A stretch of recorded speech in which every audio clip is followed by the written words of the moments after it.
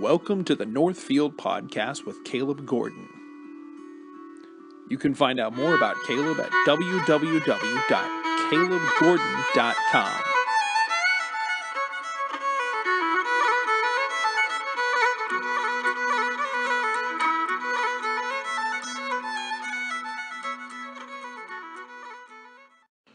Welcome to the NorthField Podcast. My name is Caleb, and I'm really excited you're here with us today. Man, it is the week of Thanksgiving, and so I wanted to just focus in and think about this idea of Thanksgiving. So I've got my cup of coffee here with me, and I just wanted us to just really think about giving thanks, because here's the world in which we live. Thanksgiving is no longer really revered as a special holiday in America much anymore. I mean, we get together on Thursday and we eat some turkey and we just watch some football, and that's about it.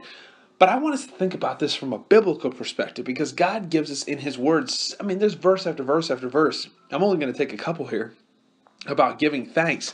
And God is really clear that giving thanks and thanksgiving is actually not just an American idea, it's actually a biblical idea. Psalms 95 verses 1 and 2 says, "Oh, come, let us sing to the Lord. Let us make joyful noise to the rock of our salvation. Let us come into His presence with thanksgiving." Ooh, there it is. There's the word. Let us make a joyful noise unto Him with song and praise. Man, there it is. I mean, we see out the gate in this text that God says, okay, I want you to sing, and I want you to give thanks, have a thankful heart. Man, the world in which we live is it's full of people that really aren't thankful. I mean, we're not thankful. We're complaining about our lives. We complain about what we don't have. We complain about what we wish we did have. We're complainers.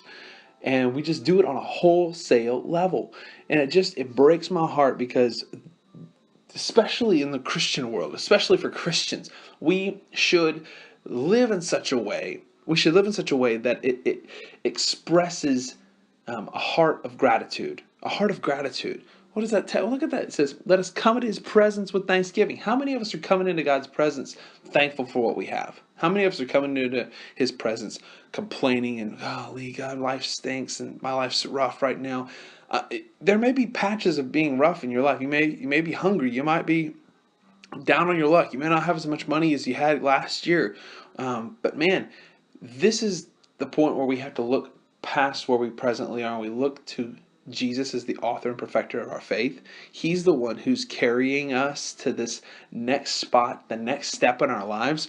And He says, "Come into His presence with thanksgiving, and let us sing a joyful noise to Him with song and praise." Man, so that's supposed to be our heartfelt attitude towards Jesus. It really mystifies me that we have so little to be thankful for, at least that we vocalize.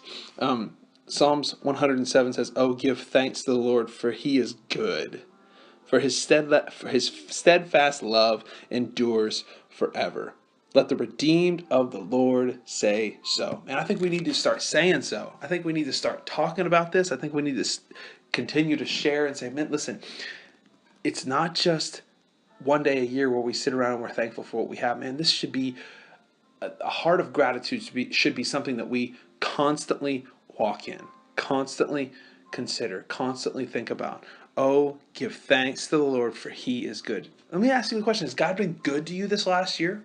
You say, well, not really. My life's sort of kind of stinking right now. I don't have what I need, what I want. But most of what we say we don't have what we need, most of us it's we don't have what we want. Most of us have what we need. Most of us have a house, food, clothing, things of that nature, things that we want. That's the world of America. We don't need to have that attitude. We need to give thanks to the Lord, for He is good. He's been good to me this last year. He's been good to me in terms of my health. He's been good to me in terms of growing me spiritually, disciplining me where I need to be disciplined. And sometimes that discipline hurts, but it's for my good. And so I need to be more consistent in giving thanks to God, because He is good and His steadfast love does endure forever. It's not just for a season. Like, He is constantly loving me and lavishing His love upon me. So I need to be really, really considering that, and I hope that you will as well this season. This year is just it's been a little weird politically. It's been weird culturally. It's just all the weird stuff. But we need to realize and look past where we are and see that where we're going to be for eternity.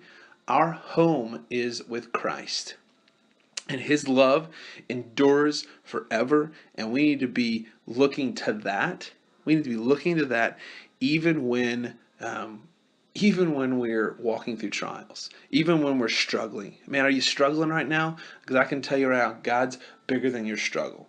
And when you give thanks to him and you walk out your daily walk and your daily faith in him, and you're thankful for what you have and where you're at and where you're going, your life is going to look better and it's going to feel better. How can I say that? Because God is walking with you. He may not pull you out of the storm, but he's walking with you through the storm. So I want to challenge us and encourage us today to say, let the redeemed of the Lord say so, and let us give thanks to the Lord because he is good, because he's been good to us. He's been good to me. I don't know about you, but he's really been good to me, and I'm praying that this next year his goodness is continued, and not just in terms of material things, because the material things are just temporary and those could be gone in an instant. It's his love that endures forever. It's his grace and his mercy that endures forever. That's what holds us together. That's what holds us towards the end of this time frame. So that's my hope for us as we finish out this year. So enjoy Thanksgiving, man. Eat some good turkey, watch some football, have a good time. I'm going to do that. And I just want you guys just to know that Jesus loves you and that we need to be thankful for what he's done in our lives. So, man, this week, enjoy yourselves. Let's go get them.